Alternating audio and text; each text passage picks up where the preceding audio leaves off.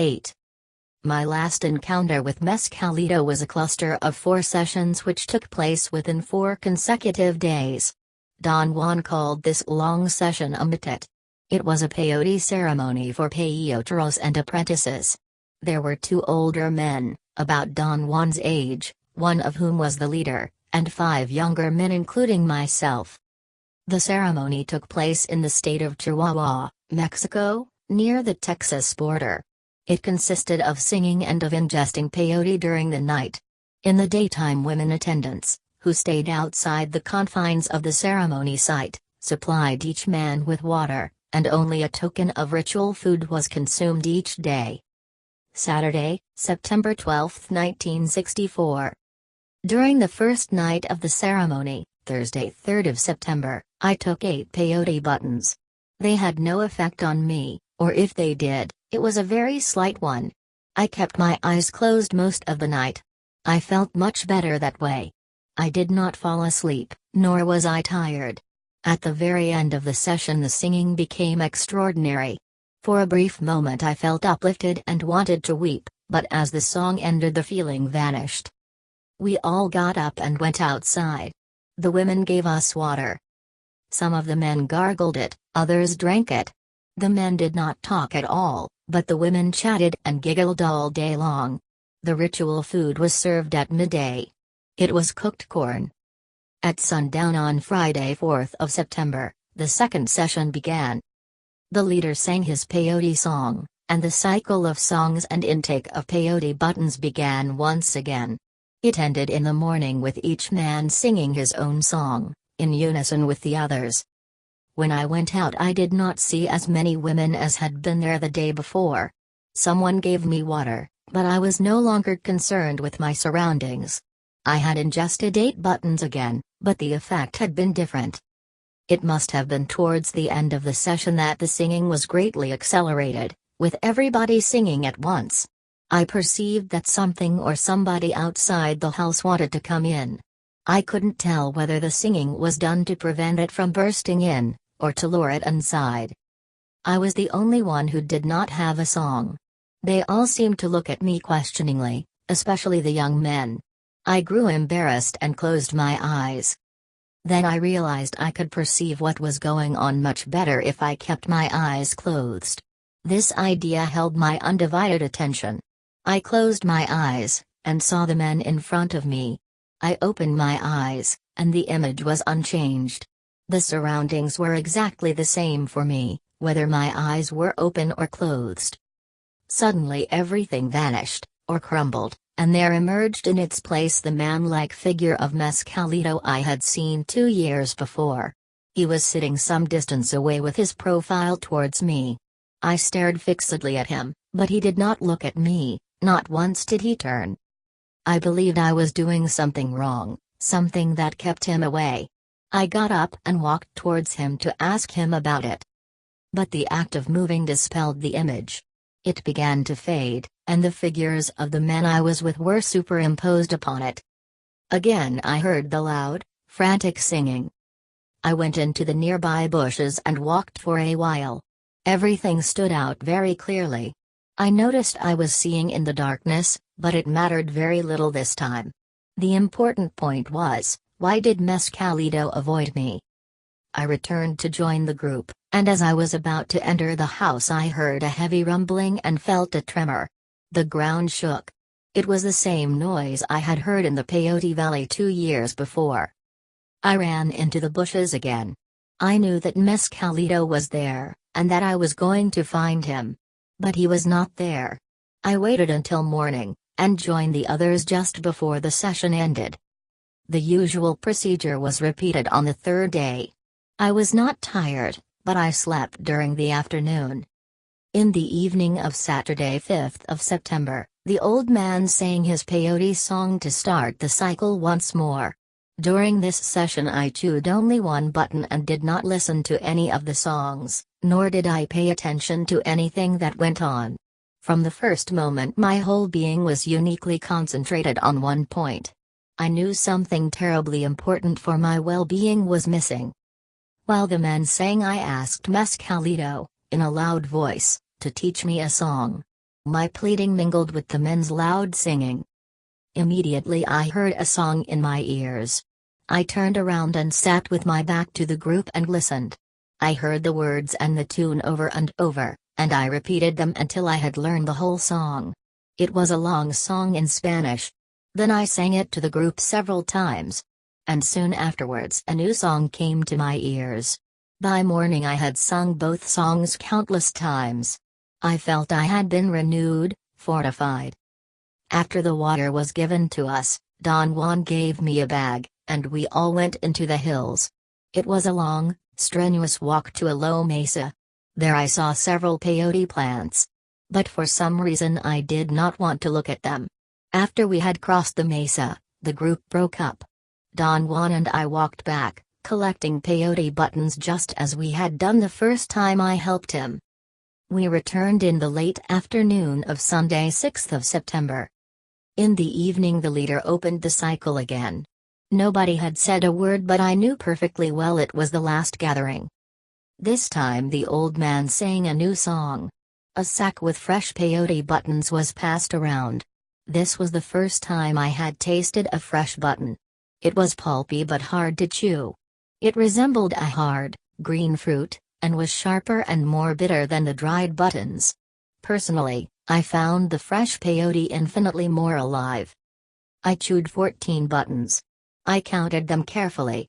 I did not finish the last one, for I heard the familiar rumble that marked the presence of Mescalito. Everybody sang frantically, and I knew that Don Juan, and everybody else, had actually heard the noise. I refused to think that their reaction was a response to a cue given by one of them merely to deceive me. At that moment I felt a great surge of wisdom engulfing me. A conjecture I had played with for 3 years turned then into a certainty. It had taken me 3 years to realize, or rather to find out, that whatever is contained in the cactus Lophophora williamsi I had nothing to do with me in order to exist as an entity. It existed by itself out there, at large. I knew it then. I sang feverishly until I could no longer voice the words. I felt as if my songs were inside my body, shaking me uncontrollably. I needed to go out and find Mescalito, or I would explode. I walked towards the peyote field. I kept on singing my songs. I knew they were individually mine, the unquestionable proof of my singleness. I sensed each one of my steps. They resounded on the ground, their echo produced the indescribable euphoria of being a man. Each one of the peyote plants on the field shone with a bluish, scintillating light. One plant had a very bright light. I sat in front of it and sang my songs to it. As I sang, Mescalito came out of the plant, the same man-like figure I had seen before. He looked at me. With great audacity, for a person of my temperament, I sang to him. There was a sound of flutes, or of wind, a familiar musical vibration. He seemed to have said, as he had 2 years before, "What do you want?" I spoke very loudly. I said that I knew there was something amiss in my life and in my actions, but I could not find out what it was. I begged him to tell me what was wrong with me, and also to tell me his name so that I could call him when I needed him. He looked at me, elongated his mouth like a trumpet until it reached my ear, and then told me his name. Suddenly I saw my own father standing in the middle of the peyote field, but the field had vanished and the scene was my old home, the home of my childhood. My father and I were standing by a fig tree. I embraced my father and hurriedly began to tell him things I had never before been able to say. Every one of my thoughts was concise and to the point. It was as if we had no time, really, and I had to say everything at once. I said staggering things about my feelings towards him, things I would never have been able to voice under ordinary circumstances. My father did not speak. He just listened and then was pulled, or sucked, away. I was alone again. I wept with remorse and sadness. I walked through the peyote field calling the name Mescalito had taught me. Something emerged from a strange, star-like light on a peyote plant. It was a long shiny object, a stick of light the size of a man. For a moment it illuminated the whole field with an intense yellowish or amber light, then it lit up the whole sky above, creating a portentous, marvelous sight.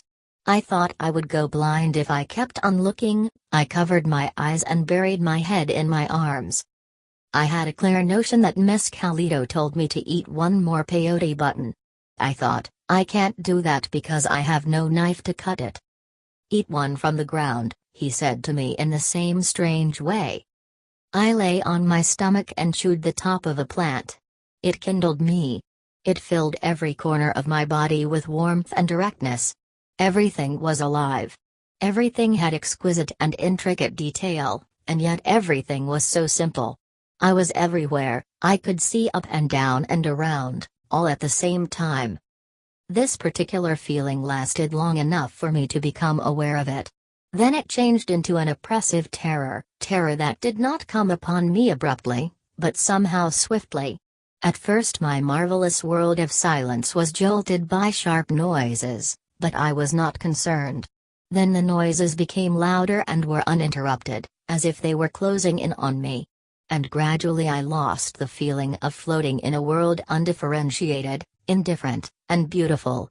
The noises became gigantic steps. Something enormous was breathing and moving around me. I believed it was hunting for me. I ran and hid under a boulder, and tried to determine from there what was following me. At one moment I crept out of my hiding place to look, and whoever was my pursuer came upon me. It was like sea kelp. It threw itself on me. I thought its weight was going to crush me, but I found myself inside a pipe or a cavity. I clearly saw that the kelp had not covered all the ground surface around me. There remained a bit of free ground underneath the boulder. I began to crawl underneath it. I saw huge drops of liquid falling from the kelp. I knew it was secreting digestive acid in order to dissolve me. A drop fell on my arm. I tried to rub off the acid with dirt, and applied saliva to it as I kept on digging. At one point I was almost vaporous. I was being pushed up towards a light. I thought the kelp had dissolved me. I vaguely detected a light which grew brighter. It was pushing from under the ground until finally it erupted into what I recognized as the sun coming out from behind the mountains. Slowly I began to regain my usual sensorial processes.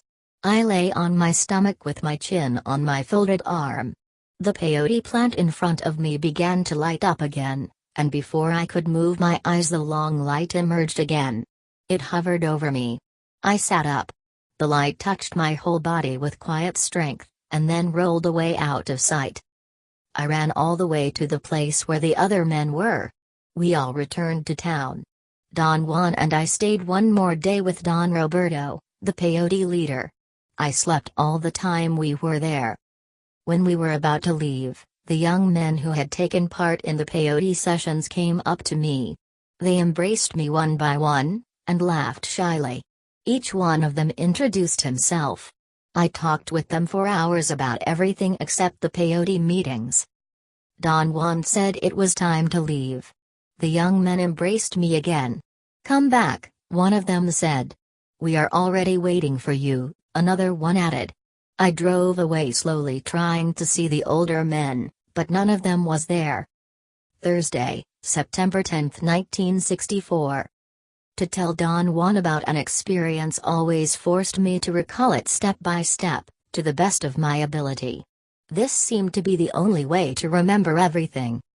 Today I told him the details of my last encounter with Mescalito.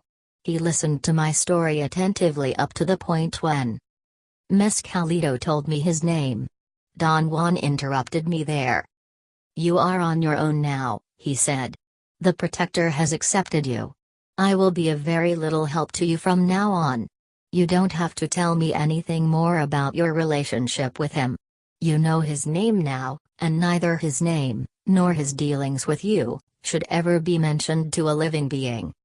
I insisted that I wanted to tell him all the details of the experience, because it made no sense to me. I told him I needed his assistance to interpret what I had seen. He said I could do that by myself, that it was better for me to start thinking on my own. I argued that I was interested in hearing his opinions because it would take me too long to arrive at my own, and I did not know how to proceed. I said, Take the songs for instance. What do they mean? Only you can decide that, he said. How could I know what they mean? The protector alone can tell you that, just as he alone can teach you his songs.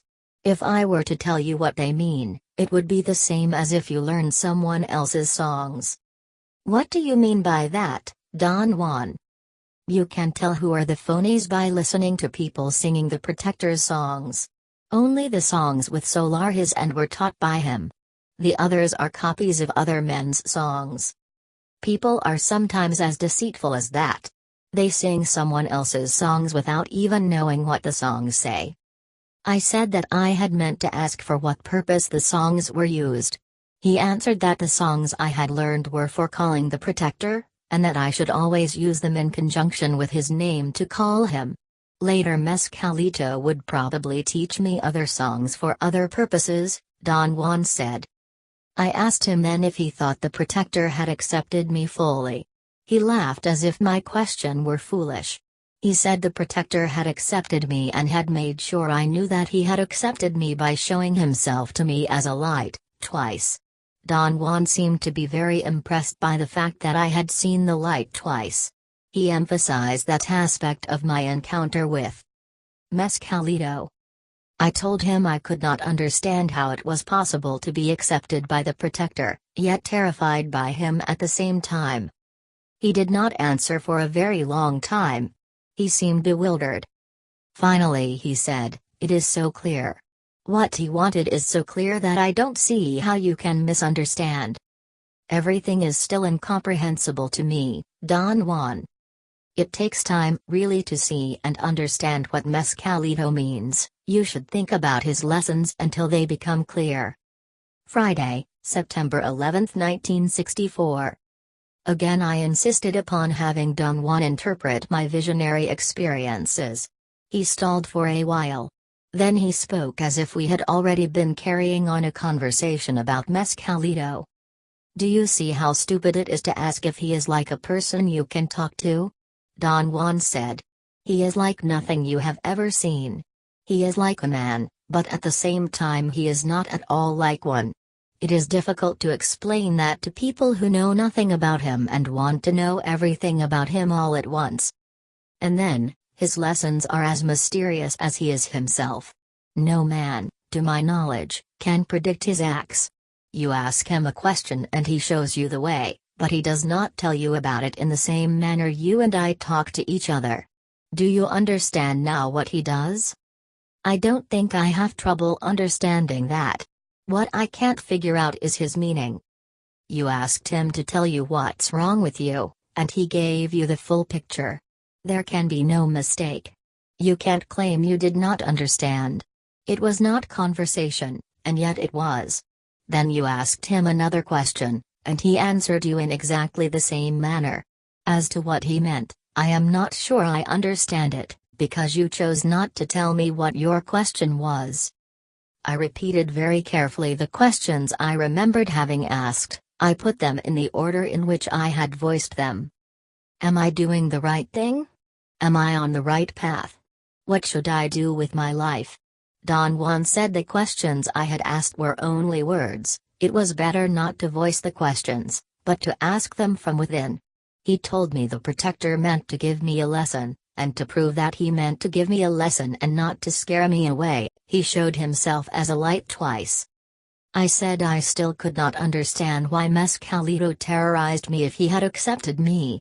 I reminded Don Juan that, according to his statements, to be accepted by Mescalito implied that his form was constant and did not shift from bliss to nightmare. Don Juan laughed at me again and said that if I would think about the question I had had in my heart when I talked to Mescalito, then I myself would understand the lesson. To think about the question I had had in my heart was a difficult problem. I told Don Juan I had had many things in mind.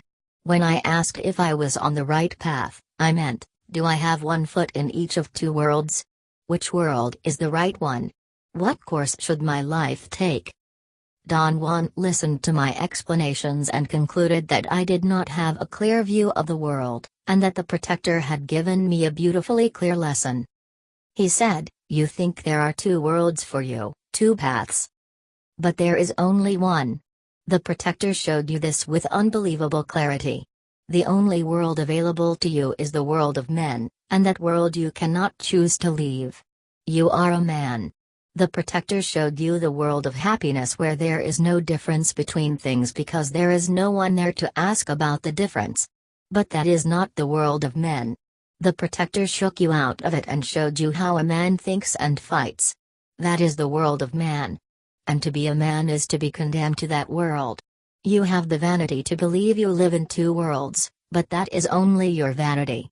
There is but one single world for us. We are men, and must follow the world of men contentedly. I believe that was the lesson.